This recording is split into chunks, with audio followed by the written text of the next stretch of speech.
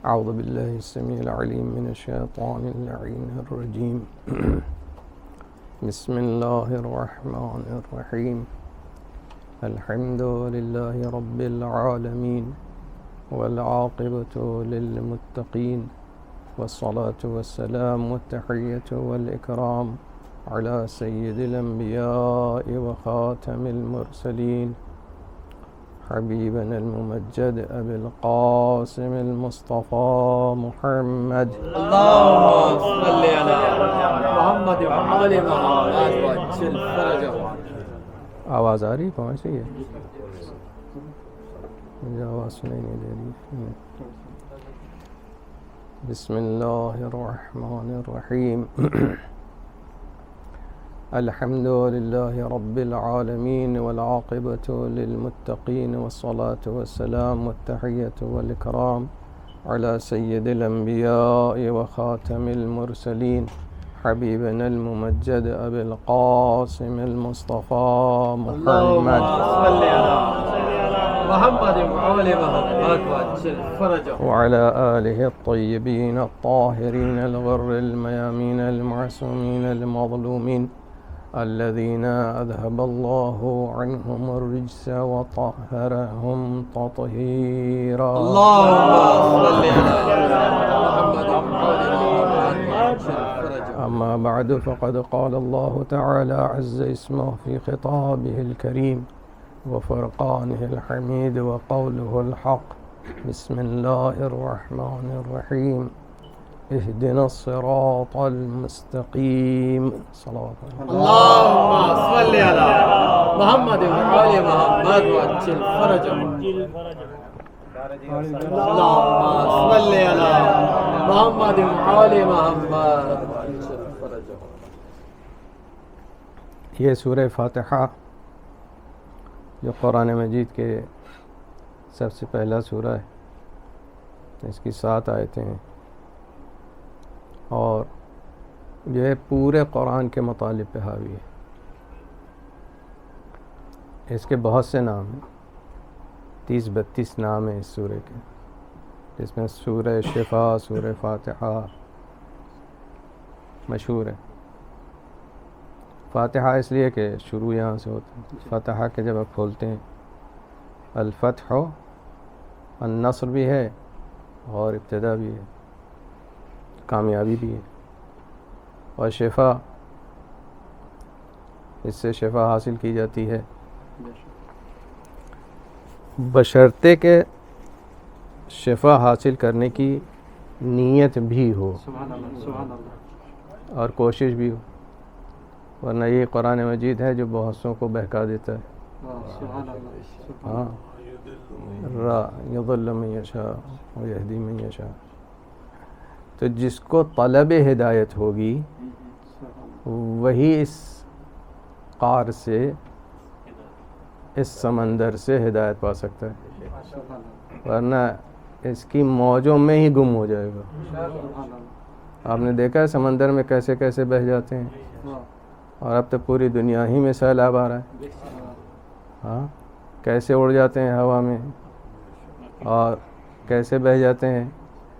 جن کو اللہ محفوظ رکھنا چاہتا ہے وہ محفوظ رکھتا ہے، اور جنہیں مٹانا چاہتا ہے وہ سب ہستی سے مٹا دیتا ہے. تو آپ حضرات کی نیت کیا ہے یہاں آنے کی وہ مجھے نہیں معلوم. بظاہر تو یہی ہے، ماشاءاللہ سے نورانی مجلس ہے، نورانی چہرے ہیں، نور کا مجمع ہے، اور سب طالب نور ہی کے لیے آئے ہوں گے، اس لیے کہ حسن ظن رکھنا چاہیے، حسن ظن رکھنا ہی چاہیے. مومن کو مومن سے بدظن ہونے کا کوئی سوال نہیں ہے، کوئی جواز نہیں ہے. آپ کہیں کہ میں ناراض ہوں، ناراض 3 دن سے زیادہ نہیں رہنا چاہیے، ورنہ پھر ملعون ہو جاتے ہیں. تو یہ قرآن مجید کی آیت جسے ہم نے عنوان کے طور پہ پیش کیا ہے، کم سے کم مسلمان دن بھر میں 5 مرتبہ تو پڑھتا ہی ہے. ہاں، لیکن کیا اس طرح پڑھتے ہیں جیسے 32 سال رسول کے پیچھے لوگوں نے نماز پڑھی؟ اور انہیں یہی پتہ نہیں چل سکا کہ یہاں ہونا چاہیے، یہاں ہونا چاہیے، کہاں ہونا چاہیے، سبحان اللہ، سجدہ کہاں ہونا چاہیے، رخ کدھر ہونا چاہیے، تو ایسا نہیں ہونا چاہیے. وہ بھی علی کے چاہنے والوں میں، علی کے چاہنے کا کچھ تو اثر ہونا چاہیے، جس کے لیے رسول نے فرمایا انا مدینۃ العلم وعلی بابها. ماشاء اللہ آپ سب کو یاد ہے، انا دار الحکمت وعلی بابها. حکمت بھی یہیں سے ملے گی، علم بھی یہیں سے ملے گا. قضاوت کے لیے فرمایا پیغمبر نے اقضاکم علی، تم میں سب سے زیادہ قضاوت کرنے والے علی. اور فرماتے ہیں القرآن مع علی، علی مع القرآن. اب بتائیے کہ ان تمام احادیث کے ہوتے ہوئے اگر کوئی بہک جائے، اور اس کے یہ نہ سمجھ میں آئے کہ قرآن کہاں ہے، نیزے پہ ہے کہ گھر میں ہے. کچھ لوگوں نے جو علی سے جنگ کر رہے تھے، اب تو ہر چیز پہ پابندی لگتی جا رہی ہے نا. ہاں آپ سمجھتے ہی ہیں، میدان میں جزدان میں بتاؤ کتنے کاتب تھے مسلمانوں میں کہ جو اتنے قرآن ایک وقت میں چھاپ دیے کہنا چاہیے. ہاں میدان صفین میں نیزوں پہ قرآن چڑھا دیا گیا، اور یہ کہ ہم اس قرآن کے خاطر، اور اس میں کیا تھا، اینٹیں پتھر. تو جو لوگ اس زمانے میں اینٹوں پتھروں پہ گمراہ ہو گئے، آج بھی وہی حال ہے، ذرہ فقر. ہاں کہ وہ کیڑوں مکوڑوں کی طرح جیتے ہیں، نہ انہیں زندگی کا سلیقہ ہے اور نہ زندگی کے معنی جانتے ہیں. دیکھیں مسائل تو بہت ہیں اور بہت ہاٹ ہیں، اور کہنا بھی ہے، ڈر بھی لگتا ہے. کہیں تو کیسے کہیں، آپ حضرات سمجھدار ہیں ماشاء اللہ سے، موسم کو اور فضا کو اور ہوا کے رخ کو پہچانتے ہیں. ہمارے والد مرحوم کہتے تھے کہ ہم اگر پرندہ اڑ رہا ہو تو اسے بھی پہچان لیتے ہیں کہ کدھر کا رخ ہے. ہاں عربوں کی خصوصیات میں سے ایک یہ بھی ہے کہ وہ نبض شناس ہوتے تھے، لہذا پیغمبر کی شہادت سے پہلے ہی وہ سمجھ گئے تھے کہ تخت خلافت پہ کون ہوگا. لہذا انہوں نے وہ تخت کو تختے کر دیا، جس کے نتیجے میں آج ساری دنیا تخت ہی کے پیچھے چل رہی ہے. ساری دنیا، چاہے وہ کرسچن ہوں، چاہے جو ہوں، چاہے مسلمان ہوں. کم سے کم یہ 3 دنیا کی بڑی پاپولیشن تو حضرت ابراہیم علیہ نبینا علیہ السلام کو اپنا آقا و مولا مانتی ہے، کیونکہ انہی کے نسل سے ہیں. عیسائی بھی، یہودی بھی اور مسلمان بھی. اس وقت سب سے بڑی جمعیت پوری دنیا میں مسلمانوں کی ہے، انڈکلیئرڈ. ڈکلیئر نہیں ہے، اس لیے کہ اگر ڈکلیئر کر دیں تو شکست فاش ان کے سامنے ہے. لہٰذا وہ اعلان کبھی نہیں کریں گے کہ مسلمان زیادہ ہو گئے ہیں، وہ کہیں گے کرسچن زیادہ. جیسے آج پاکستان میں مردم شماری ہو رہی ہے، انڈیا میں مردم شماری ہو رہی ہے، جہاں 100% مسلمان ہے وہاں 50 سے بھی کم دکھایا جاتا ہے. ہاں جہاں 100% مسلمان ہے وہاں 50 سے بھی کم دکھایا جاتا ہے. تو اب اس ایسی مردم شماری پہ کون مرے؟ ہاں تو آپ یاد رکھیں کہ اسی طریقے سے، کیونکہ مردم شماری کا حساب و کتاب اگر صحیح ہو تو نتیجہ صحیح ہوگا. نتیجہ کیوں الٹ جاتا ہے؟ اس لیے کہ اعداد و شمار صحابہ میں بھی ایسے ہی کچھ ہوا ہے. صحابہ میں بھی ایسے ہی کچھ ہوا، اس لیے کہ نام تو بہت دیے جاتے ہیں، لیکن جب بیعت کا مسئلہ ہوتا ہے تو 3 ہی نام آتے ہیں نظر. تو سارا مدینہ بھی نہیں تھا، تو نہ شورا ہوا، نہ میٹنگ ہوئی، نہ الیکشن ہوا، کچھ بھی نہیں ہوا. ایک دادا گیری تھی. اگرچہ یہ لفظ جو ہے وہ ممبر کے شایان شان نہیں ہے، لیکن زبان پہ آ گیا اس لیے کہ آج کل یہی لوگ سمجھتے ہیں، یہی لوگ سمجھتے ہیں. دیکھیں واقعاً یعنی ایسے اصحاب میں تھے کہ جو پیغمبر کے اصحاب کو ٹارچر کرتے تھے مدینہ چھوڑ کے آ گئے شام. آپ پوچھے تاریخ سے بلال کیوں آئے؟ بلال کو مدینے میں ہونا چاہیے تھا نا، مؤذن رسول تھے. اس میں تو کسی کو شک نہیں ہے، اس میں تو کسی کو جائے بحث نہیں ہے کہ بلال کہاں تھے، کس کے مؤذن تھے. یہ تو سب لکھا ہوا ہے نا کہ مؤذن رسول کون؟ بلال. کہاں ہوتے تھے؟ مدینے میں. پھر یہ عاشق رسول بھی ہیں، ایسے عاشق رسول ہیں کہ اگر ان کی اذان نہ ہو تو سورج نہ نکلے.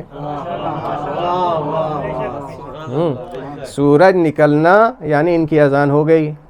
اس کا مطلب یہ ہے کہ ایسے شخص کو نکالا جائے کہ جو رسول کا محب و عاشق ہے. ابتدا کہاں سے ہوئی؟ جناب ابو ذر عاشق رسول، جس کے لیے رسول نے فرمایا، کیا فرمایا کہ زمین سایہ نہیں کیا، آسمان نے سایہ نہیں کیا، زمین نے اٹھایا نہیں مگر اصدق لہجۃ من ابی ذر، ابو ذر سے زیادہ سچا. اچھا، تو ابو ذر کو کہاں بھیج دیا گیا؟ غبضہ بھیج دیا گیا. آپ بتائیے، تو رسول کے عاشقوں کا احترام اس وقت بھی نہیں ہوا، آج بھی نہیں ہوتا. تو ہمیں اس سے کہتے ہیں دل میں درد تو ہوتا ہے اور کوفت بھی ہوتی ہے، لیکن افسوس اس بات کا ہوتا ہے کہ جن کو اللہ نے عقل دی ہے، آنکھ دی ہے، ذہن دیا ہے، سوچ دی ہے، فکر دی ہے، اور وہ انسانی لباس بھی دیا ہے، انسانی لباس بھی دیا ہے، اور وہ اس چیزوں سے غافل ہیں.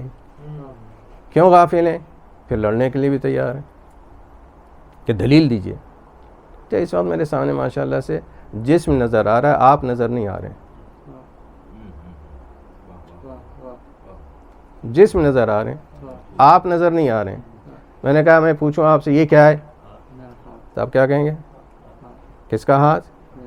میرا ہاتھ. ہاں، آپ نے کہا آپ کا ہاتھ. میں نے دیکھا یہ کیا ہے، کہنے میرا ہاتھ. یہ کیا ہے؟ آنکھ. کس کی آنکھ؟ میری آنکھ. میں نے کہا یہ میری آنکھ. تو ہر شخص میرے میں مبتلا ہے. میرا ہاتھ، میری آنکھ، میرا چہرہ، میرا سینہ، میرے پاؤں، میرے ہاتھ. ہاں، یہ تو نظر آ رہا ہے اور سب دیکھ بھی رہے ہیں، انکار بھی نہیں کر سکتے. لیکن یہ جو دعویٰ کر رہا ہے میرا، وہ کہیں نظر آ رہا ہے؟ ذرا آپ اپنے کو دکھا کے بتائیے کہاں ہے. سبحان اللہ، سبحان اللہ، سبحان اللہ. ذرا آپ اپنے کو دکھائیں کہ آپ ہیں کہاں. یہ آپ جس کی نسبت دے رہے ہیں کہ میری آنکھ، تو اس کا مطلب یہ کوئی اور چیز ہے جو کلیم کر رہی ہے میری. میرا ہاتھ کوئی اور کلیم کر رہا ہے میرا. میرا سر کوئی اور کلیم کر رہا ہے. جو کلیم کر رہا ہے کہ میرا ہاتھ، میرا سر، میرا پاؤں، میرا سینہ، میرا رخسار، میرا چہرہ، وہ کہاں ہے؟ اسے تلاش کر لیتے. تو اب ہدایت، جب یہاں میں نے آیت پڑھی ہے، اللہ نے کیا کہا؟ مجھ سے مانگو. کیا مانگو؟ ہدایت مانگو. اللہ نے نہیں کہا کہ روزی مانگو، اللہ یہ نہیں کہا کہ آسمان مانگو، زمین مانگو. سبھی کچھ مانگ لیتے ہیں، بیوی، بچے، گھر، مکان، دولت، سب کچھ مانگتے ہیں. لیکن جو اللہ نے کہا ہے مانگنے کے لیے، وہی نہیں مانگتے. ہاں، بھی کہتے ہیں اللہ نظر نہیں آتا. اللہ نظر نہیں آتا تو میں کہوں آپ کے 5 سینسز کہاں ہیں؟ نظر آتے ہیں آپ کو؟ نہیں آتے نا. تو آپ کیسے دعویٰ کرتے ہیں کہ ہے آپ کے پاس؟ آپ کہیں میرے عقل کہاں نظر دکھاؤ ذرا مجھے. خود میں جس چیز کے آن کرتا ہوں کہ عقل ہے میرے پاس، یہاں ماشاءاللہ سے چھوٹے بڑے سب ہر قد و قامت کے لوگ ہیں، ہر سن کے لوگ ہیں، جوان بھی ہیں، بچے بھی ہیں، بوڑھے بھی ہیں، ہم جیسے بھی ہیں. تو اب آپ ان سے پوچھئے کہ بھئی آپ عقل مند ہیں؟ کہے گا ہاں، مجھ سے زیادہ کوئی عقل مند ہو ہی نہیں سکتا. آپ مجھے ذلیل کرتے ہیں. مجھ سے پوچھیں عقل ہے، نظر دکھا دیجئے بھائی. ہاں، اسی لیے تو نہیں مانتے خدا کو کہ نظر نہیں آتا. تو آپ بھی تو نظر نہیں آتے. اور آپ کو جو آن کرتے ہیں کہ میرے پاس عقل ہے، میرے پاس دین ہے، میرے پاس حیا ہے، میرے پاس شجاعت ہے، میرے پاس بہادری ہے، وہ بھی نظر نہیں آتی، تو آپ انہیں کیوں مان لیتے ہیں؟ بغیر دیکھے اگر یہی قیاس ہو اور یہی میزان ہو کہ بغیر دیکھے نہیں مانیں گے تو ہم آپ کو نہیں مانگیں گے، ہم آپ کو نہیں مانیں گے، اس لیے کہ ہم نے آپ کو تو دیکھا ہی نہیں، آپ کی آنکھ کو دیکھا ہے، ہم نے آپ کو نہیں دیکھا، آپ کے چہرے کو دیکھا ہے، آپ کو نہیں دیکھا، آپ کے ہاتھوں پاؤں کو دیکھا ہے، جسم کو دیکھا ہے کہ جو کل ختم ہو جائے گا۔ جو چیز ختم نہیں ہوگی اس کے بارے میں کوئی سوال نہیں کرتا، جو چیز ختم نہیں ہوتی اس کے بارے میں کوئی نہیں پوچھتا۔ کیا رسول نے فرمایا کہ جب بچہ پیدا ہو تو اذان دو، کیا بیوقوفی کی بات ہے، بچہ تو سنتا ہی نہیں، سمجھتا ہی نہیں، پیدا کرنے والا کہہ رہا ہے یہ سمجھتا ہے، اور مر گیا کیا تلقین پڑھو، ہم نے کہا پروردگار سنتا ہی نہیں، کہنے لے تم بہرے ہو، یہ بہرا نہیں ہے، اس کے کان کو ہم نے جنریٹ کیا ہے، ہم نے ایکٹیویٹ کیا ہے، تو یہ ہماری مرضی کے مطابق اب تک چاہے رہا ہو یا نہ رہا ہو، اب ہماری مرضی کے مطابق جائے گا۔ صلوات پڑھیں محمد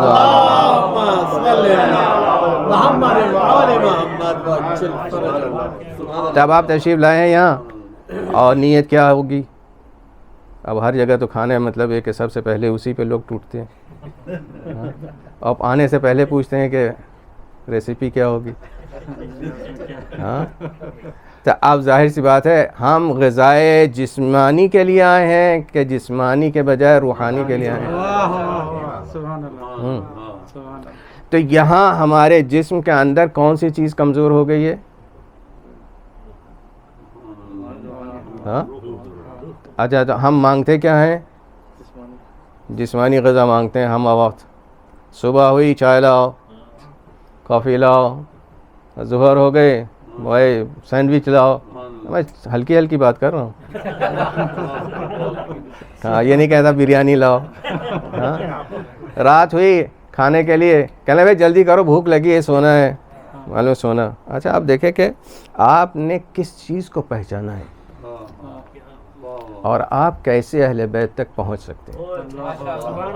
آج کی مجلس کا موضوع یہ ہے، آپ کو اپنے کو کس طرح پہچانا ہے، اور آپ اہل بیت تک پہنچ گئے ہیں یا پہنچنے والے ہیں، کتنے فاصلے پر ہیں۔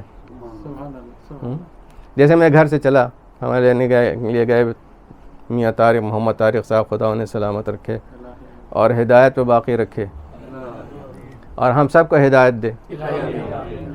دیکھیں ہم نے کہا کتنی دیر باقی ہے؟ اب کل 10-15 منٹ پہنچ جائیں گے۔ اچھا تو نزدیک آ گئے نا، معلوم ہوا اتنا راستہ طے ہو گیا، اتنا باقی ہے۔ آپ شروع سے جب سے بچے تھے اور ماں باپ نے سکھایا تھا نماز پڑھو اور کہو قربتاً الی اللہ، اللہ سے نزدیک ہونے کے لیے، ہر عمل اگر آپ چاہیں تو وہ دینی ہو سکتا ہے، اللہ کے لیے ہو سکتا ہے، اور اگر نہ چاہیں تو نماز بھی اللہ کے لیے نہیں ہوگی، ہے نا بات درست؟ تو اب جب ہم نے کپڑا دھونا شروع کیا تو ہم نے نیت کی پروردگار پاک رہنے کا حکم تو نے دیا ہے، لہذا یہ کہا یہ میرے کھاتے میں چلا گیا۔ ہاں نماز پڑھی، ہم نے کہا دکھانے کے لیے نماز پڑھ رہا ہوں، یعنی یہ زبان سے کہا نہیں جاتا، نیت تو دل میں ہوتی ہے، حساب بھی اسی پہ ہوگا۔ کہا بھائی ہم اس وقت نماز پڑھ رہے ہیں صرف اس تقدس مآب شخصیت کو بتانے کے لیے لوگوں کو کہ مجھ سے زیادہ کوئی متقی پرہیزگار نہیں ہے، چلے وہ چلی گئی شیطان کے کھاتے میں۔ تو اچھے سے اچھا عمل شیطان کے کھاتے میں چل جاتا ہے، اور گھٹیا جسے ہم سمجھتے ہیں وہ اللہ قبول کر لیتا ہے۔ تو اس کے لیے تو بہت کیئرفل رہنا پڑے گا، تو اپنے کو پہچاننا پڑے گا اور اپنی خواہشات کو بھی پہچاننا پڑے گا۔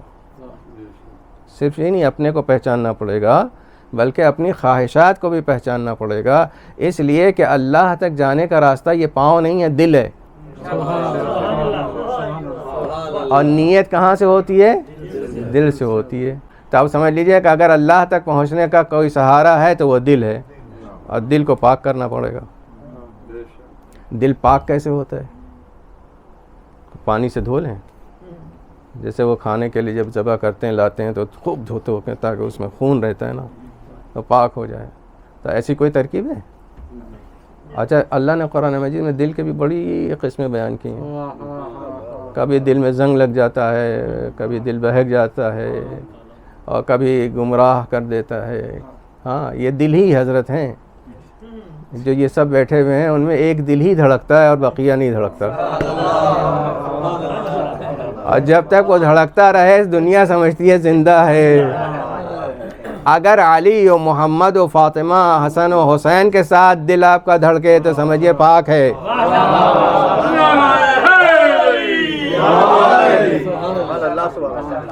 اور اگر ان کے ساتھ نہ دھڑکے تو سمجھ لینا کہ اس میں زنگ لگ گیا ہے۔ تو آپ کو اپنے دل کو بھی آزمانا ہے، اپنی ساری طاقتوں کو بھی آزمانا ہے، اپنی زبان کو بھی آزمانا ہے۔ ان تمام کے پیچھے ایک ہی چیز ہے، اور وہ ہے اللہ۔ اللہ نے ہمیں آپ کو زندگی دی ہے، اور وہ زندگی ایک دن لے لے گا۔ صلوات پڑھیں محمد۔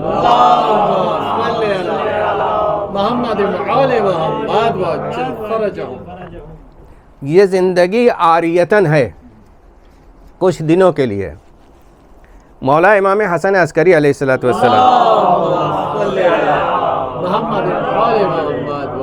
فرماتے ہیں کہ یہ ایک بازار ہے دنیا، اس میں کچھ آئے ہیں فائدہ اٹھاتے ہیں، کچھ گھاٹا اٹھاتے ہیں اور چلے جاتے ہیں۔ اب یہ آپ اپنی آنکھوں کے سامنے رکھیں جملہ امام کا کہ یہ دنیا بازار ہے، اس بازار میں اللہ نے آپ کو بھیجا ہے، اس میں فائدہ اٹھانے والے کون ہیں اور نقصان اٹھانے والے کون ہیں، اور اللہ نے کوئی ایسی چیز نہیں ہے جسے بیان نہ کر دیا ہو کھول کھول کے۔ قرآن مجید کیا ہے؟ تبیانا لکل شیء، ہر چیز کا بیان ہے، ہر چیز کا بیان ہے۔ جب کوئی آپ سے پوچھے کہ مولا علی علیہ السلام،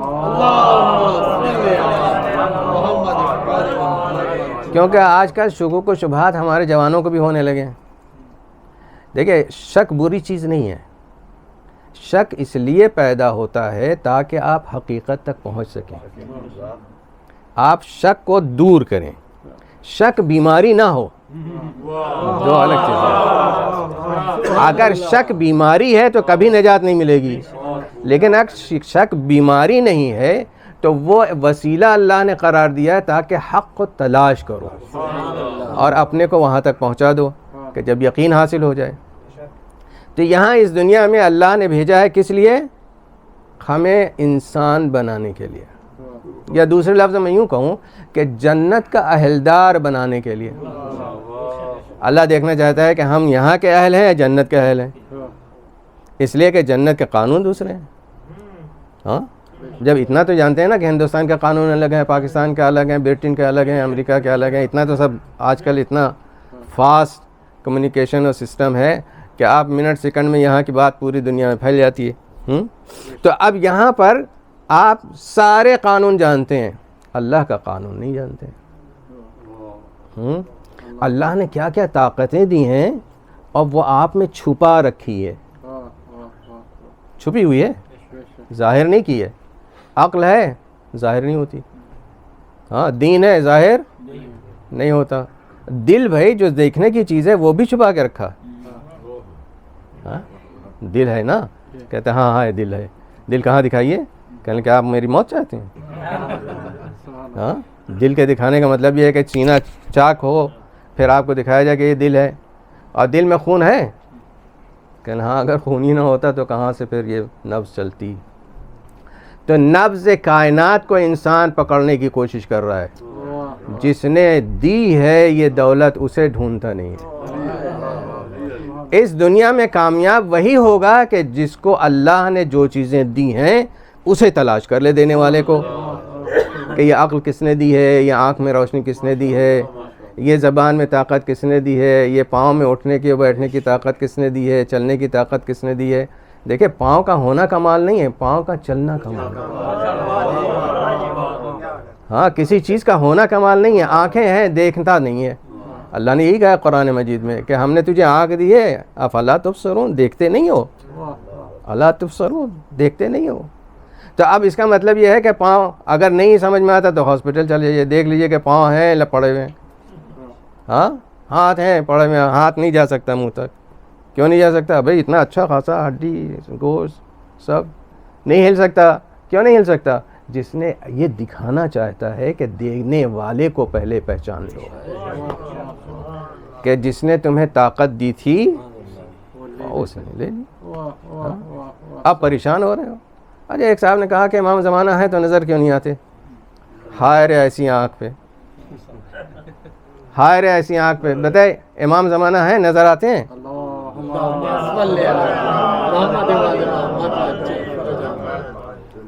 دیر نہ ہو جائے، کافی آپ نے لمبا کر دیا ہے.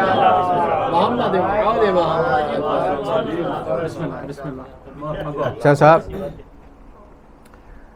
ہم نے کہا کہ اس دنیا میں ہم آئے ہیں، اللہ نے ہمیں یہ طاقتیں دی ہیں اور ہمیں اللہ نے شعور دیا ہے، اور ہم آپ کی عقل کے ضرورت مند نہیں ہیں، ہم اپنے سے ہدایت پا جائیں گے. چلیں صاحب مان لیتے ہیں. تو اب مان لیں اس حقیقت کو، تو اس دنیا میں اس وقت دو قسم کی ویوز چل رہی ہیں. ایک جو ہے چھلانگ لگا رہی ہے آسمانوں پہ، میزائل پہ میزائل. اچھا ابھی دنیا کو ڈسکور کر نہیں پائے ہیں بیچارے. یہ سائنٹسٹ کتنا ہمارا نقصان کر رہے ہیں، کتنا ہمیں برباد کر رہے ہیں. ایک جو سیٹلائٹ بھیجتے ہیں، ایک جو وہ دھماکہ ہوتا ہے، اس میں کتنا خرچ ہوتا ہے، کتنے غریبوں کا خون ہے. اچھا اگر یہ چاند پہ پہنچ بھی گئے تو فرض کیجیے یہ ساری دنیا کو لے کے چلے جائیں گے اوپر، وہاں سستا ہو جائے گا سب. ہاں ہائے افسوس کوئی کر رہا ہے کہ ہمیں پچھاڑ دیا، وہ چلا گیا، اور وہ جا کے کر بھی کیا لے گا. ہاں صرف یہ کہ ہزاروں ملین پاؤنڈ اور ڈالر کا نقصان کر کے آ گئے. یہ تمغہ لے کے آئے کہ ہم چاند پہ پہنچ گئے. ابھی آپ اپنے نفس پہ نہیں پہنچے ہیں.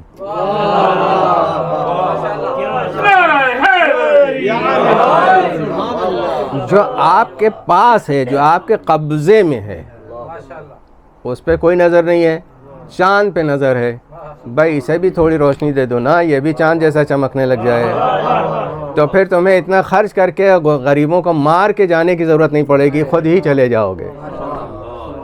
ہاں تو عزیزو یہاں ہمیں سمجھنا ہے اپنے کو، اس دنیا کو، اور اس دنیا کے بنانے والے کو. اور ہمیں جانا راستہ طے کرنا ہے کہ اس دنیا کے بنانے والے کی طرف جائیں یا ان خرافاتیوں کی طرف جائیں.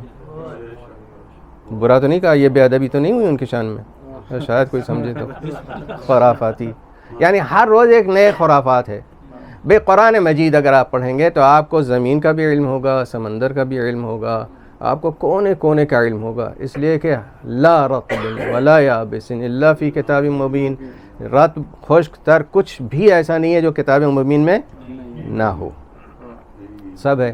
تو اگر کوئی پوچھے علی ابن ابی طالب کو اتنا کیوں مانتے ہیں، کہنے ان کے پاس علم ہے. قرآن نے کہا نہیں ہر خشک و تر. اچھا یہ معجزات جو ہوتے ہیں کیسے ہوتے ہیں؟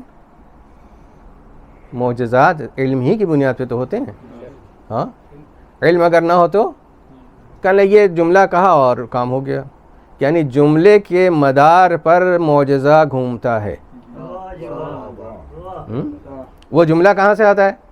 قرآن سے آتا ہے، حدیث سے آتا ہے. رسول نے فرمایا یہ جملہ پڑھو تم کامیاب ہو جاؤ گے. ہم نے پڑھا کامیاب ہو گئے.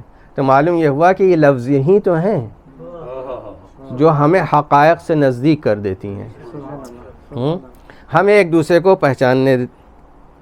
اب دیکھیں یہ بہت ساری چیزیں ہیں جو ہم اپنے جسم میں رکھتے ہیں، ہمیں خبر نہیں، ہمیں خبر نہیں. ہم سمجھتے ہیں کہ ہم ہیں، لیکن ہمارا وجود جو ہے وہ کسی چیز پہ اٹکا ہوا ہے. ہمیں اپنے وجود کو سمجھنے کے لیے یہ بات سمجھنا پڑے گی کہ ہمارا وجود کس چیز پہ اٹکا ہوا ہے. اچھا یہاں ہمارا وجود دیکھنے کے لیے ہے، دکھانے کے لیے. ہم سب آپ کو دیکھ رہے ہیں نا، آپ ہمیں دیکھ رہے ہیں، نہیں دیکھ رہے ہیں؟ نظر آ رہا ہوں. کالا ہوں، گورا ہوں، پیلا ہوں، نیلا ہوں، کیسا ہوں، یہ سب نظر آ رہا ہے. میری آنکھ جاتی ہے، خبر لے کے آتی ہے، وہ دیکھیے انالائسس کیجیے کس کس لینس سے آ رہا ہے، کون سا چینل ہے. گئی واپس آئی، رنگ ایسا ہے، چہرہ ایسا ہے، اور اٹھنا بیٹھنا ایسا ہے، انداز گفتگو ایسا ہے، سمجھدار آدمی ہے، ناسمجھ ہے، جاہل ہے، پڑھا لکھا ہے، عقل مند ہے، بے عقل ہے، یہ سب ایک گئی آنکھ اور واپس آئی منٹوں سیکنڈوں میں. ہاں، یہ علم دینے والا کون ہے؟ اسے بھول گئے ہیں. اچھا، یہ جو آنکھ میں عدسہ ہے، ناک تو اتنی بڑی ہے، لیکن جو چیز دیکھ رہی بالکل مسور سے بھی کم ہے.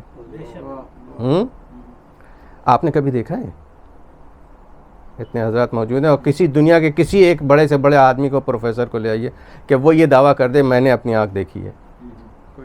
ہائے ہائے، کیا مجبوری ہے. ہائے ہائے، آپ آئینہ دیکھتے ہیں، آئینے میں آپ نظر آتے ہیں کہ آنکھ نظر آتی ہے؟ آپ کا چہرہ نظر آتا ہے نا.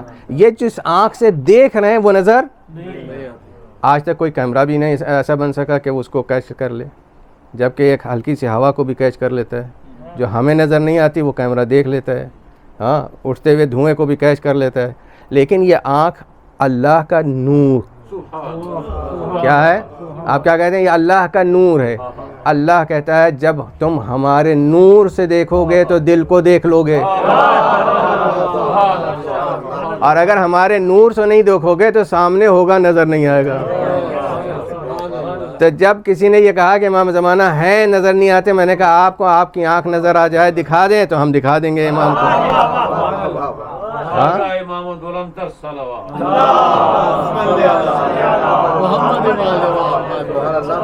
اب اگر آپ کو یقین نہ آئے کہ امام ہمارے درمیان میں ہیں، نظر کیوں نہیں آتے؟ اس لیے کہ میرے آنکھ ہے، نظر نہیں آتی مجھے. اللہ نے یہ دلیل بھی دی ہے اور دلائل کے ساتھ دین حق کو ثابت کیا ہے. تو ہمیں اپنے دل کو پاک کرنا ہوگا اور اس میں نور ڈالنا ہوگا. جب ہمارا دل نورانی ہو جائے گا تو ہر چیز نظر آنے لگ جائے گی. ہاں، بس ویسے ہی کہ جیسے کیمرے کا لینس ہے، لیکن کیمرے کے لینس میں آپ کی آنکھ نظر نہیں آتی، آپ کی آنکھ کی روشنی نظر نہیں آتی. آپ کا بغل میں بیٹھنے والا انسان نہیں دیکھ سکتا کہ ان کی آنکھ میں اتنا بڑا ہے کہ اتنا بڑا ہے. ہاں، اور جب گھٹ جائے تو ڈاکٹر سے جا کے کہیے، ہاں، پروفیشنل سے کہیے کہ بھائی ذرا میری آنکھ میں اس میں زیادہ ہے، اس میں کم ہے، اس کو اس میں سے نکال کے اس میں لگا دو، بیلنس کر دو. کہہ لیں ہمارے بس میں نہیں ہے. ہاں، ہماری آنکھ بیلنس کرنے ہم خود نہیں کر سکتے. ٹھیک ہے. اور اگر ہمارا خون بلڈ پریشر ہائی ہو جائے تو ہم اپنے حکم کے مطابق اسے ڈاؤن نہیں کر سکتے. کہہ لیں مجبور ہیں، ٹیبلٹ کھانی پڑے گی. اچھا، اگر نیند نہ آ رہی ہو، بڑے اچھے 5 اسٹار 7 اسٹار، اب تو عربوں کا وہ اسٹار چلنے لگا ہے نا، تو وہ 4 5 کبھی سنتے تھے، ابھی 5 سے بھی آگے بڑھ گیا، 7 اسٹار ہو گیا ہے. ہاں، تو 7 اسٹار ہوٹل میں بیٹھے ہیں، ٹھہرے ہوئے ہیں، اور ہر چیز آپ کے مرضی کے مطابق ہے. ہاں، گدا گرم ہے، ہاں ٹھنڈی چاہیے تو ٹھنڈی بھی ہے، سب کچھ ہے. نیند نہیں آ رہی، نیند نہیں آ رہی ہے. شاید بہت بعض لوگوں کو یہ تجربہ ہو کہ رات میں سوتے ہیں تو نیند نہیں آتی ہے. کیوں نیند نہیں آتی ہے؟ بلائیے نیند کو.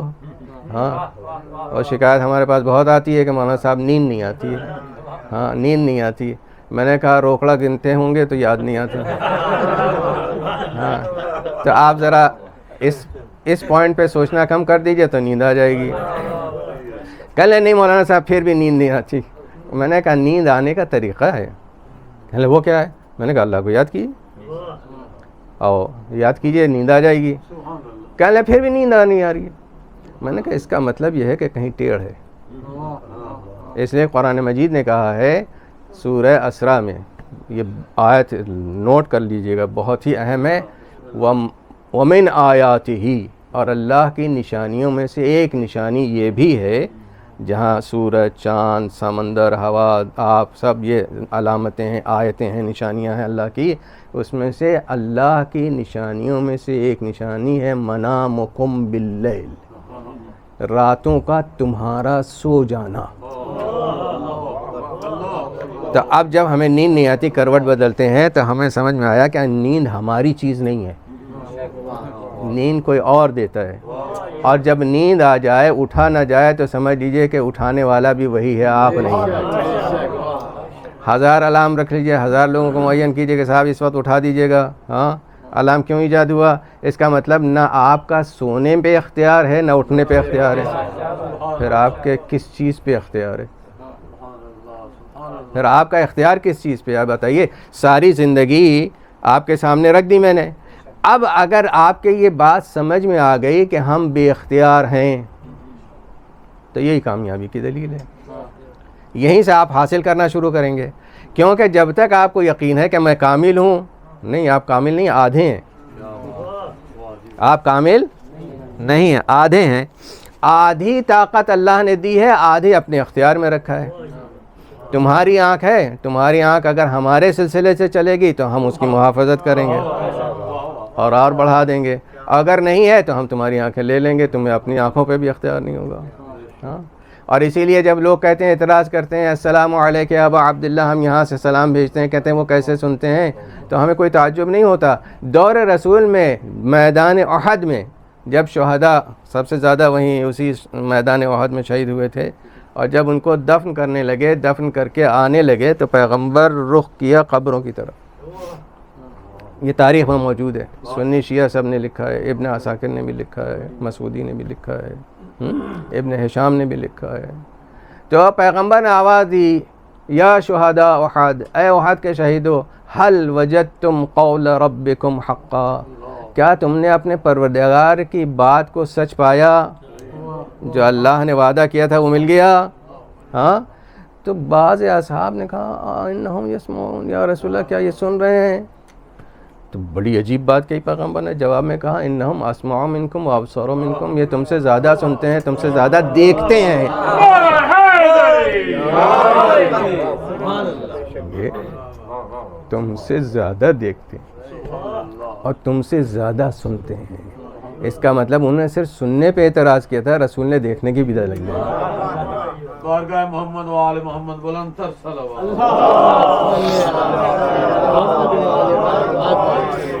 اور ہم تو اسے مانتے ہی نہیں جو سننے والا نہ ہو، دیکھنے والا نہ ہو. ہمارا ایمان ہی یہی کہتا ہے، اس لیے کہ قرآن مجید نے پہلے کہا انہ سمیع بصیر، اللہ دیکھنے والا ہے، سننے والا ہے. اور یہ اللہ کی ایسی طاقت ہے، ایسی قوت ہے، ایسی ہبہ ہے، ایسی عطا ہے کہ ساری کائنات کو پہلے سمیع بصیرہ کر دیا. آپ کو سننے والا بنایا، دیکھنے والا بنایا. ایک چینٹی، اس کا جسہ کتنا ہے، اس کے پاس بھی آنکھ ہے، وہ بھی سنتی ہے، وہ بھی سونگتی ہے، وہ بھی گھومتی ہے. ہاں، اور اس وقت سے لے کے اور سمندروں میں کتنے اللہ کی مخلوقات ہیں. ہاں، پتھر کے اندر کتنی مخلوقات ہیں. ہاں، اب وہاں یہاں پانی پڑ جائے تو آنکھ بند ہو جاتی ہے، وہاں پانی کے اندر آنکھ کھول کے دیکھ رہی ہے. کیا شان ہے اس کی، کیا شان ہے اس کی کہ اس نے اپنی یہ صفت، جو اپنی صفت بتائی، سمیع بصیرہ، میں دیکھنے والا ہوں، سننے والا ہوں، ساری کائنات کو اللہ نے بانٹ دی. دیکھو تم، سنو تم. اب بھی اگر سمجھ میں نہ آئے کہ کوئی ذات ہے، اسی لیے گھٹتی بڑھتی رہتی ہے. کیوں بڑھ گئی، کیوں گھٹ گئی؟ اللہ کو پہچانو، دینے والے کو پہچانو. یہ تمہاری چیز نہیں ہے، عطا میری ہے، میں نے دی ہے، تم رکھو اسے حفاظت سے.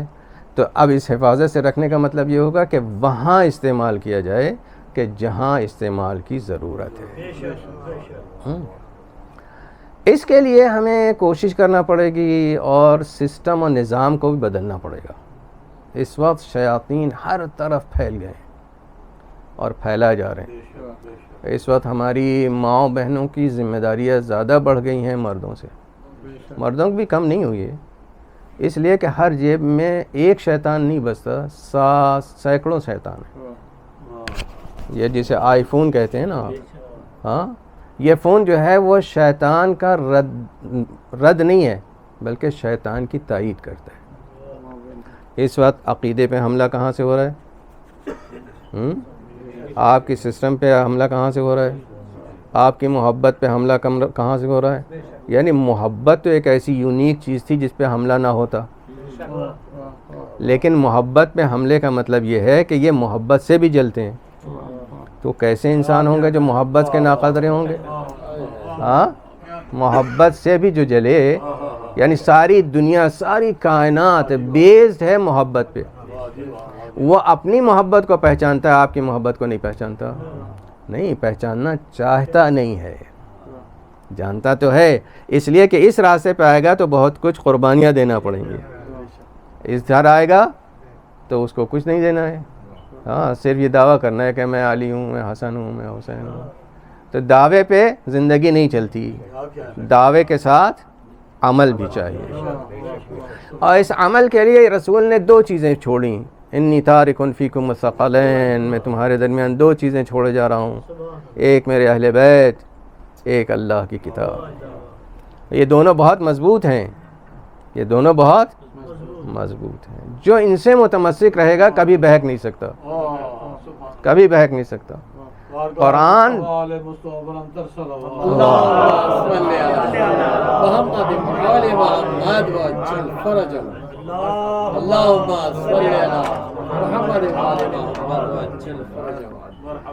تو آپ ہمیشہ یاد رکھیں کہ کس کا دامن تھامیں گے. بغیر اہل بیت کے گاڑی چلنے والی نہیں ہے، اور بغیر قرآن کے یہ فتح ہونے والا نہیں ہے. تو ہمیں دونوں چیزیں چاہیے، اہل بیت بھی چاہیے، قرآن بھی چاہیے. اگر اہل بیت میں کہیں شک ہو تو سمجھ لینا کہ قرآن میں شک ہے، قرآن میں شک ہو تو سمجھ لینا اہل بیت میں شک ہے. اس لیے کہ یہ دونوں ایک دوسرے کی مثال ہیں. ان کو پہچاننا اس کا مطلب قرآن کو پہچاننا ہے، قرآن کو پہچاننا اس کا مطلب انہیں پہچاننا ہے. قرآن ان کی طرف لاتا ہے، یہ قرآن کی طرف لاتے ہیں. آپ کو گم نہیں ہونے دیں گے، آپ کو ضائع ہونے نہیں دیں گے. جسے اللہ بناتا ہے، اس وقت مجھے حضرت جناب نوح علیہ نبینا علیہ السلام کے زمانے کا ایک واقعہ یاد آ رہا ہے. اگر آپ حضرات حاضر ہیں تو اللہ کتنی محبت کرتا ہے اپنی مخلوق سے. اللہ اپنی مخلوق سے، آپ سے کتنی محبت کرتا ہے. آپ کو اس لیے نہیں پیدا کیا کہ آپ ضائع ہو جائیں. اس لیے پہلے اللہ نے کیا کیا؟ آپ کو شیطان کا تعارف کرایا، ہاں، پہچانوایا کہ دیکھو ان الشیطان لکم عدو مبین، تمہارا کھلا ہوا دشمن کون ہے؟ شیطان ہے. اچھا، کہتے ہیں نظر نہیں آتا ہے. اگر شیطان آپ کے نظر نہیں آتا ہے تو عقل بھی نظر نہیں آتی ہے. ہاں، لیکن یہ عجیب بات ہے کہ جب کوئی ایکسیڈنٹ ہو جائے، ہم مسلمان شیعوں خاص طور سے تو کہتے ہیں کہ اللہ کی گردن پہ ڈال دیتے ہیں، خطا ہماری ہے. ہاں، کیا کہتے ہیں؟ اللہ کی مرضی تھی.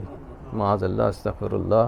بہت سی گناہیں ایسی ہیں کہ جو ہم جہالت میں کر رہے ہیں. ہمیں بجائے اس کے کہ استغفار کرتے، اللہ سے توبہ کرتے اور یہ کہتے کہ بھائی ہم نے غلطی کی تھی، اسپیڈ کر رہے تھے، ہاں ایکسیڈنٹ ہو گیا. لیکن نہیں، اللہ کی مرضی تھی. یعنی اللہ آپ کو مار ڈالنا چاہتا ہے، اللہ آپ کو محفوظ رکھنا چاہتا ہے، کھلے بھی، اندر بھی، باہر بھی. بھئی جو آپ کی چیز نظر آتی ہے اس کے لیے ڈاکٹر کو دکھانے جاتے ہیں. ڈاکٹر کیا کرتا ہے؟ نہ اس پہ ہاتھ رکھتا ہے، اندر کی چیز کو پتہ لگاتا ہے. ہاں، اندر کی چیز، اندر کیا خراب ہو گیا؟ پھیپڑا خراب ہو گیا ہے کہ دل خراب ہو گیا ہے کہ گردہ خراب ہو گیا ہے؟ کتنی چیزیں چھپی ہوئی ہیں، ظاہر کتنی ہیں؟ چھپی ہوئی تو زیادہ ہے نا، ظاہر کم ہے. تو آپ کے جسم کی جتنی چیزیں ہیں چھپا کے رکھا ہے اللہ نے. کس لیے چھپا کے رکھا ہے؟ اس لیے قیمتی ہیں، قیمتی ہیں. اس کی ان لمیٹڈ ہے، لمیٹڈ نہیں ہے. ہاں، اگر آپ اسی لیے ہماری شرع میں جو اعضا دینے کا، ہدیہ تحفہ دینے کا وہ رسم چلی ہے، یہ کیوں چلی ہے؟ اگر یہ کڈنی ہمارے جسم میں بے عمل ہوتی، بیکار ہوتی، تو آپ کے جسم میں کیسے کام کرتی؟ اگر آپ کے آنکھیں آپ کے جسم میں بیکار ہوتی تو دوسرے کے آنکھ میں کیسے کام کرتی ہیں؟ ہاں، میں نے ایک ڈاکٹر صاحب کو کینیڈا میں دیکھا. ہم نے پوچھا، وہ برین کے ماہر تھے. میں نے کہا یہ برین ہوتا کیا پہلے وہ بتائیے. ہاں، بتایا انہوں نے. پھر میں نے اپنی عقول و بھیڑا دی. میں نے کہا اچھا بتائیے کہ یہ برین کتنا کام کا ہے, کتنا کب بیکار ہو جاتا ہے؟ کہنے بیکار نہیں ہوتا مولانا صاحب. کہنے ایک سوئی کے برابر اگر کسی صحت مند دماغ میں ڈال کے, اور میں چاہوں تو جتنے دنیا کے پاگل ہیں انہیں عقل مند بنا سکتا ہوں. اللہ کی عطا بے شمار ہے, ہم اس کی قدر نہیں کرتے. اللہ نے دیکھنے کے لیے دیا تھا, اگر ہم چاہتے تو دیوار کے باہر بھی دیکھ سکتے تھے, لیکن ہم نے یہ کوشش ہی نہیں کی. ہاں, ہم نے یہ کوشش ہی نہیں کی, ہم نے کیمرہ بنانا شروع کر دیا. ہم ہر چیز آلے کے محتاج ہو گئے, وہ بغیر آلے کے تھا. کہا ہم تمہیں بغیر آلے والا بنانا چاہتے ہیں, تمہیں ایسا بنانا چاہتے ہیں کہ تم دنیا کے محتاج نہ رہو, صرف میرے محتاج رہو. اور جب میرے محتاج رہو گے تو عرش و فرش سب تمہارے لیے. صلوات پڑھیں محمد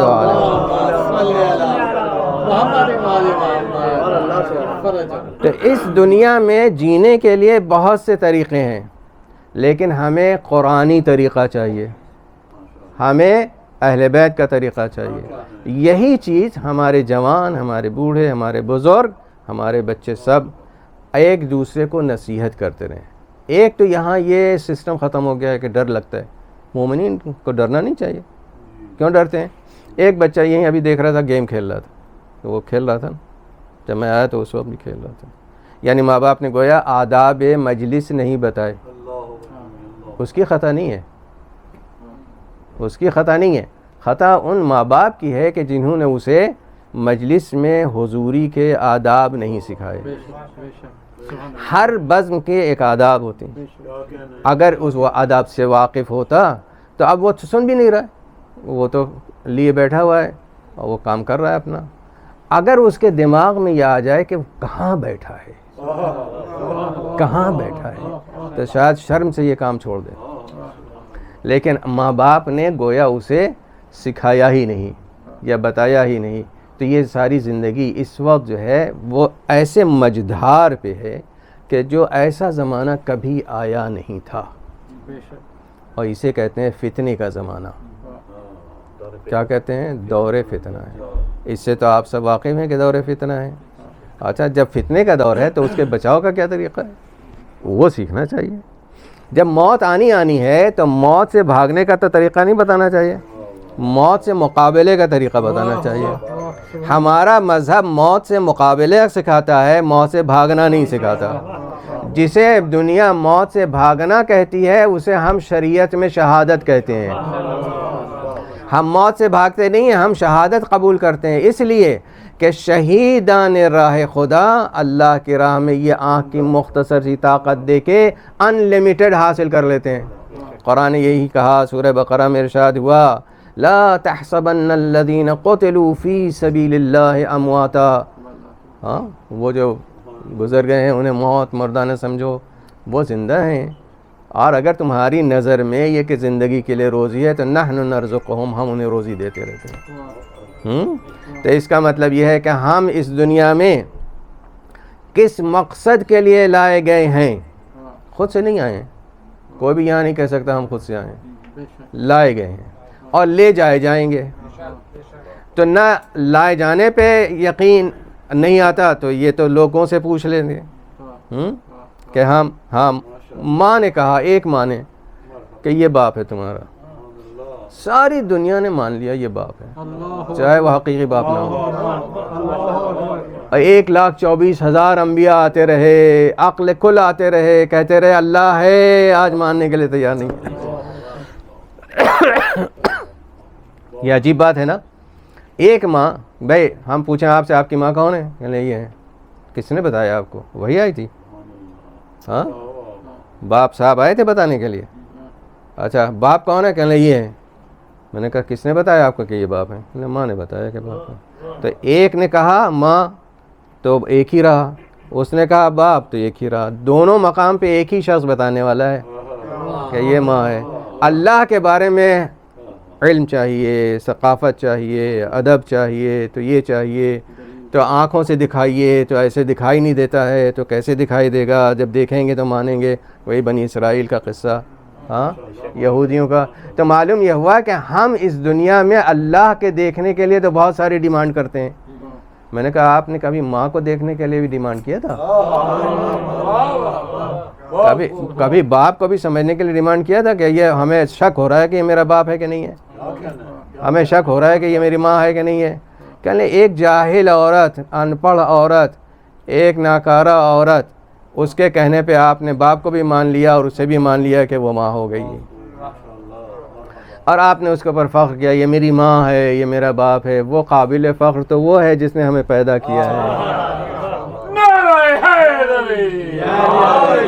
قابل فخر تو وہ ہے کہ ہم کہیں ربی۔ اسی لیے پروردگار نے جب اپنے نبیوں سے خطاب کیا ہے، حضرت موسیٰ علیہ السلام، اور بھی اس وقت نہیں ہے، کہ ارشاد فرمایا حضرت موسیٰ جب گئے گفتگو کی اور ڈیمانڈیں کی، بہت ساری تفصیل ہے، تو کہا پروردگار نے کہ موسیٰ انی انا اللہ، اللہ اپنے کو پہچانوا رہا ہے، انی انا اللہ، میں اللہ ہوں، فخلع علیک، تم اپنی جوتیاں اتارو پھر آگے بڑھو۔ اچھا، اس کا مطلب یہ ہے کہ موسیٰ کی شان یہی ہے کہ رب تک پہنچنے کے لیے نالین اتارنا پڑے۔ ہمارے نبی کی شان یہ ہے کہ وہاں تک جائیے جہاں تک جوتی ساتھ جائے گی، جبریل پیچھے رہ جائے گا۔ یا رسول اللہ، اگر ایک انگل بھی بڑھ جاؤں نا تو بس خاتمہ ہے۔ اس کا مطلب یہ ہے کہ جب انی انا اللہ، میں اللہ ہوں، آواز آ رہی ہے، اب اللہ کو پہچانو۔ قرآن مجید میں بہت ایک موضوع ہے یہ جس پہ ہم نے کچھ کام کیا ہے کہ اللہ نے کیسے کیسے اپنے کو پہچانوایا ہے۔ پھر کہا اللہ نے کہ دیکھو یہ ساری کائنات میں نے تمہارے لیے پیدا کی، یہ ساری کائنات آپ کے لیے پیدا کی، وَخَلَقْتُكَ لِنَفْسِي، اور تمہیں پیدا کیا میں نے اپنے نفس کے لیے، وَاصْطَنَعْتُكَ لِنَفْسِي، اصطناع کا لفظ ہے، میں نے تمہیں اپنے لیے بنایا۔ تو اب آپ کے اگر یہ مطلب آج سمجھ میں آ جائے کہ ہم کس کے ہیں، کس لیے ہیں، تو میں سمجھوں گا کہ میری آج کی گفتگو مکمل طور پر کامیاب ہو گئی۔ تو یہ ہمیں ہمیشہ سمجھنا ہے کہ ہم کس کے ہیں۔ اللہ نے محمد مصطفیٰ صلی اللہ علیہ وسلم، علی مرتضیٰ، حسنین مجتبیٰ اور فاطمہ الزہرا صلی اللہ علیہ وسلم، پنجتن پانچ میں سوائے مصطفیٰ کے سب راکب دوش رسول ہیں۔ ہاں، خانوادہ بیت النبوہ میں، بیت النبوہ میں پنجتن پاک میں رسول کے سوا سب راکب دوش رسول ہیں۔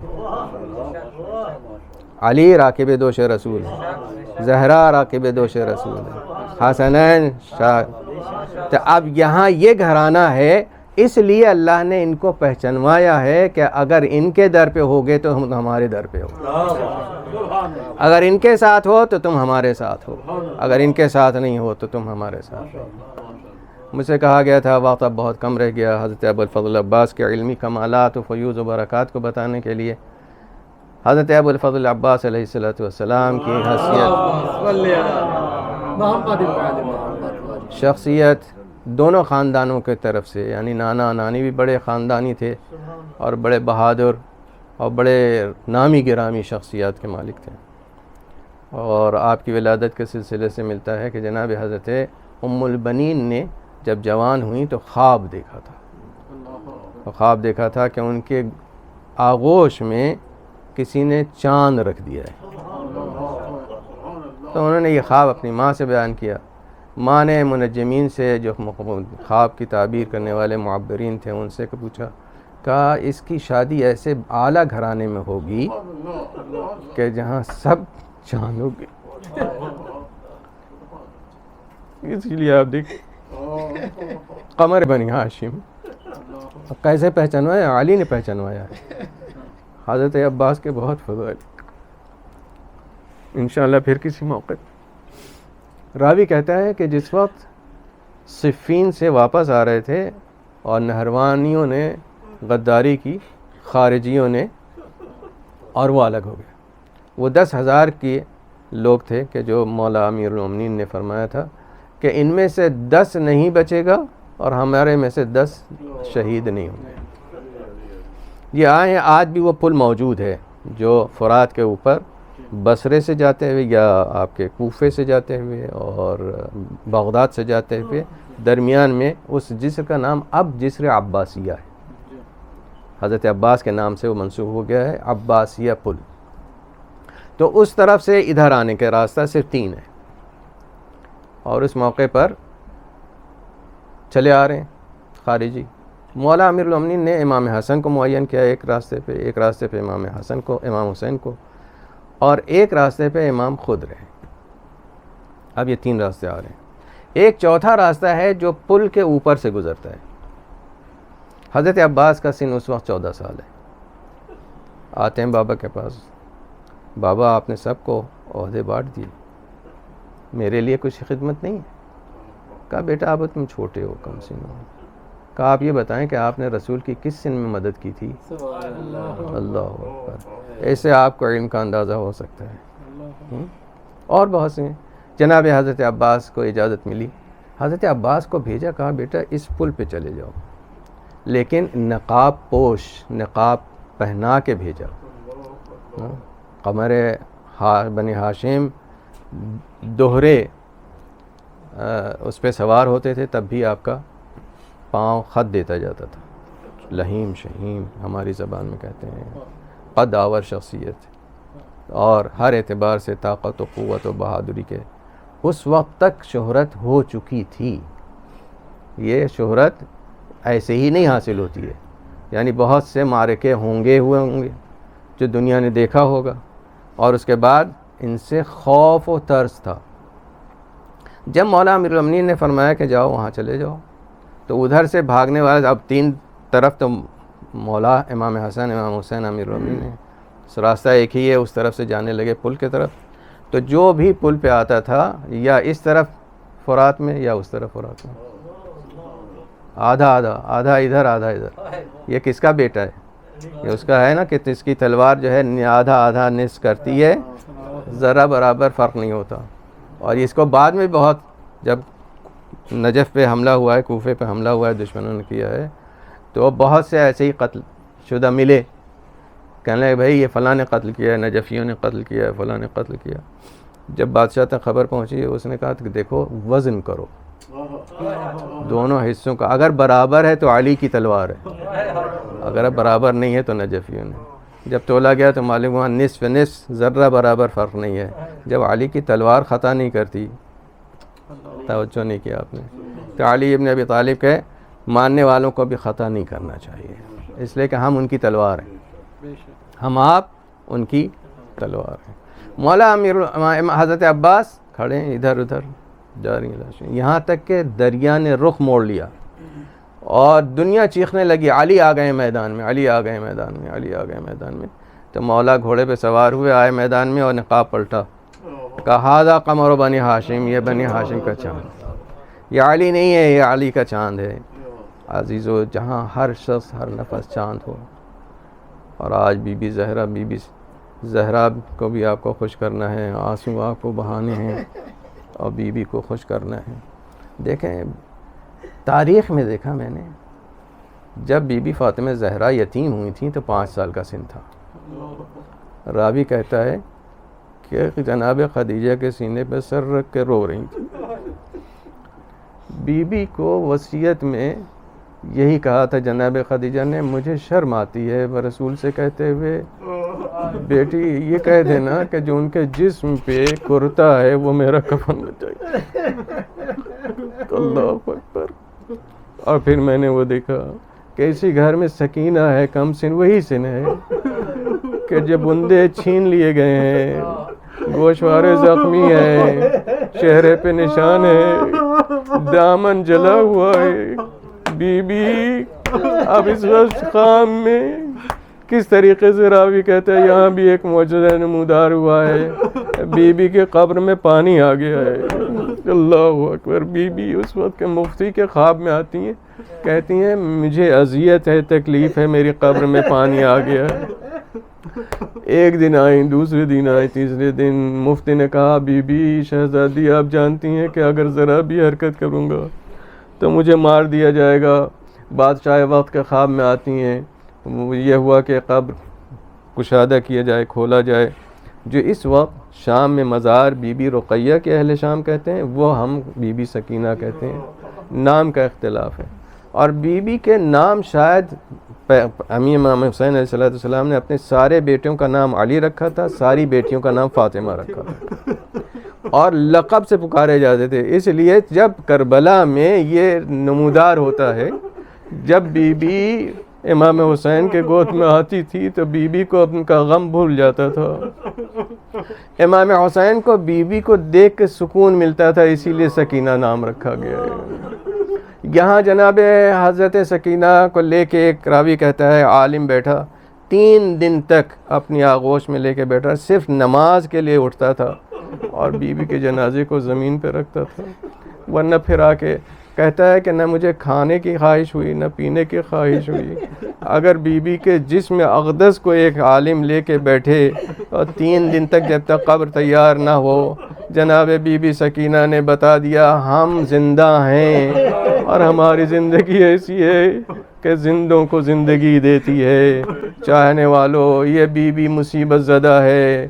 ہاں، امام حسین علیہ السلام نے جس کے لیے وصیتیں کی تھیں، بی بی زینب تلاش کر رہی تھی نا شب عاشور، اب وہ عاشور کی رات جس میں ہر طرف آندھیاں چل رہی تھیں، پانی فرات کا نیزہ اچھل رہا تھا، ہر طرف گرد و غبار کا عالم تھا، بی بی کے آگ لگی ہوئی تھی دامن میں، اور بی بی ادھر سے ادھر دوڑ رہی تھی۔